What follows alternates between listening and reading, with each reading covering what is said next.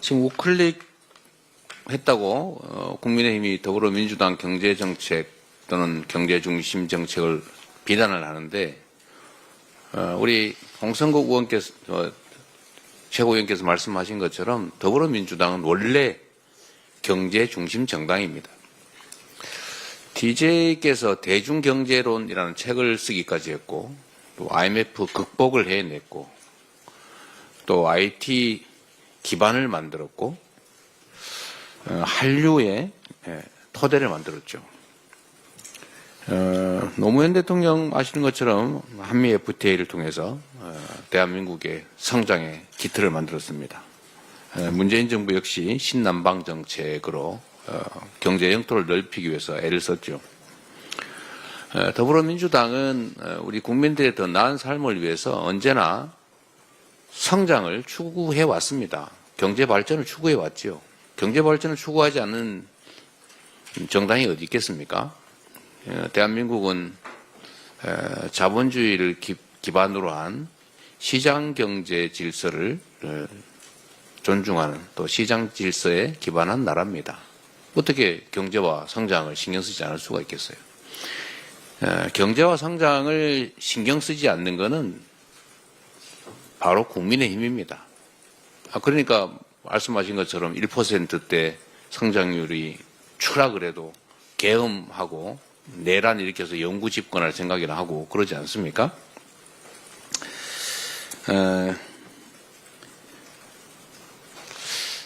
더불어민주당이 최근에 이 상속세 문제 좀 시정을 하자 이렇게 얘기를 했습니다.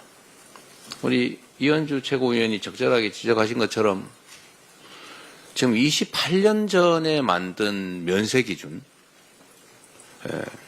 배우자 또는 기초공제 각 5억씩 10억까지 이게 지금 28년이 지났습니다. 그 사이에 물가도 올랐는데 집값도 올랐는데 그 기준을 그대로 유지하니까 아무것도 늘어난 거 없이 세금이 늘어난 겁니다. 이 서민들의 세금이 늘어났잖아요.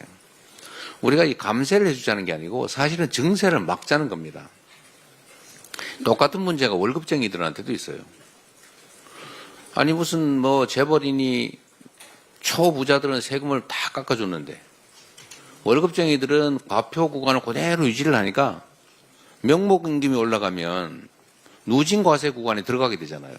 뭐 실제로 소득은 늘지 않았는데 세금이 늘어나는 거예요. 실질적으로. 이거 증세 당한 거 아닙니까? 이거 부당하죠. 이런 거 좀 고치자는 거예요.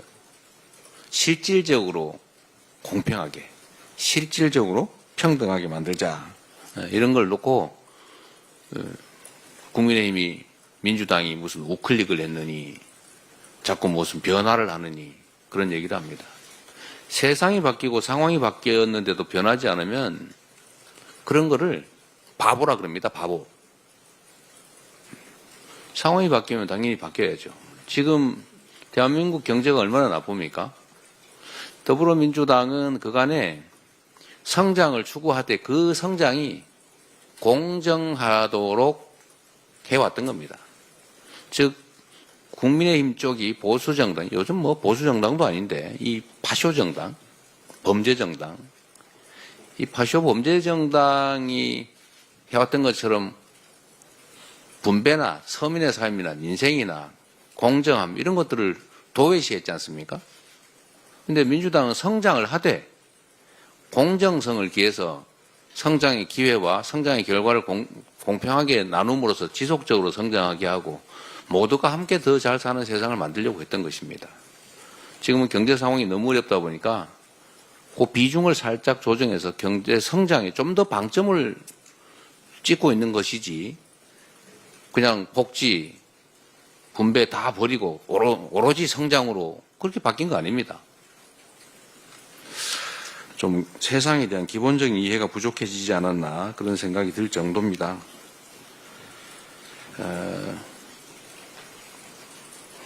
경제 문제에 관한 한 제가 확실하게 말씀드릴 수 있습니다.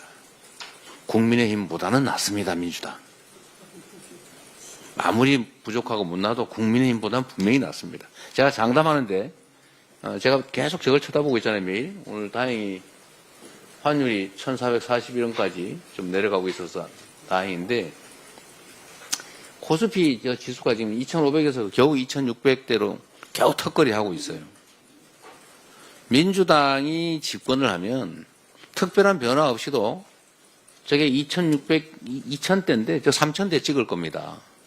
왜 그러냐? 아주 단순해요. 일단 시장이 공정해질 것입니다. 주가 조작하면 혼낼 거예요. 주가 조작해서 수십억씩 수백억씩 벌고 수만 명, 수십만 명한테 피눈물을 흘리게 해도 아무도 책임을 묻지 않으니 누가 투자하려고 그러겠어요. 뭐 외국인 투자자들이 웬만해서 투자하겠습니까? 이런 불공정한 나라에. 불공정이 증명되고 있잖아요. 이 불투명성이. 그리고 멀쩡한 회사 쪼개가지고 자회사 만들어서 마음대로 주가 떨어뜨리는 소수의 대주주가 이익 보는 이런 거 고쳐야 되잖아요. 상법 개정해야죠. 원래는 자본시장법을 개정해야 됩니다. 근데 자본시장법을 개정하려니까 국민의힘이 반대하잖아요. 그러니까 할 수 없이 상법 개정을 하고 있는 거예요. 그리고 한반도 평화 문제가 주가에 영향을 미치지 않습니까?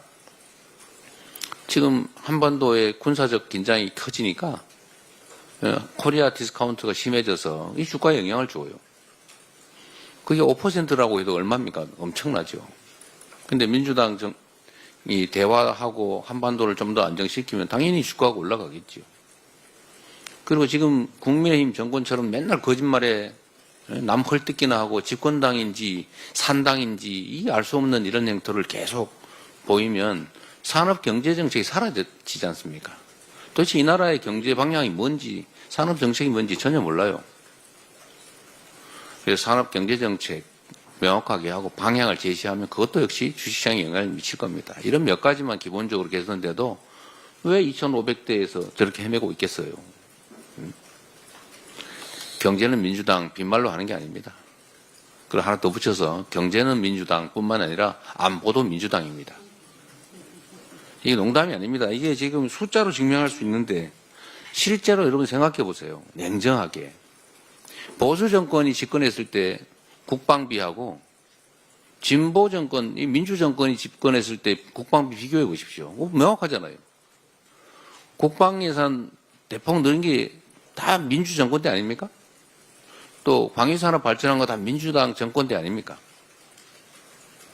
또 하나만 더 얘기하면 무슨 북한이 퍼주기 했다고 계속 비난하고 그러던데 이 거짓말도 이런 거짓말 하면 안 돼요. 숫자를 보세요. 북한에 지원한 금액이 보수 정권 때 훨씬 많아요. 지금 한번 인터넷 한번 쳐보십시오. 챗GPT에 한번 물어보세요. 그 가짜 언론에 속지 마시고 국민의힘처럼 거짓말이나 하는 그 정당의 허위 선전에 속지 마시고 한번 찾아보십시오. 각 정권별로 대북 지원 금액이 얼마인가. 정치는 최소한의 사실에 기초해서 해야 되지 않겠습니까? 요즘 국민의힘 거짓말 너무 많이 해요. 민주당이 이 자리에서 한 얘기조차 왜곡해서 거짓말을 만듭니다. 분명히 A라고 말했는데 B라고 말한 건 거짓이다. 뭐 이런 식으로 공격을 합니다. 그것도 공식적으로. 언론인들이 여기 수십 명이 계신데 그리고 이 방송 카메라로 다 찍혀 있잖아요. 이러니 정치가 되겠습니까? 싸움만 하는 거죠. 국민의힘 정신 차려야 됩니다. 아직도 여전히 집권 여당 아닙니까? 이 내란을 일으킨 그러나 구속된 그 윤석열이 1호 당원이라면서요. 집권 여당 맞지 않습니까? 나라 살림을 형식적으로 책임을 지고 있는 상태이기 때문에 최소한의 양식을 갖춰야 됩니다. 최소한의 책임감을 가져야 된다. 그 초딩들도 이러지 않습니다. 반장 시켜놓으면 책임감 가지고 이래요. 근데 어떻게 5,200만 이 국민들 운명을 책임지는 국가를 권력을 맡고 있으면서 뭐 이런 거짓말에 무책임하게 발목이나 잡고 거짓말이나 하고 이러면 되겠습니까?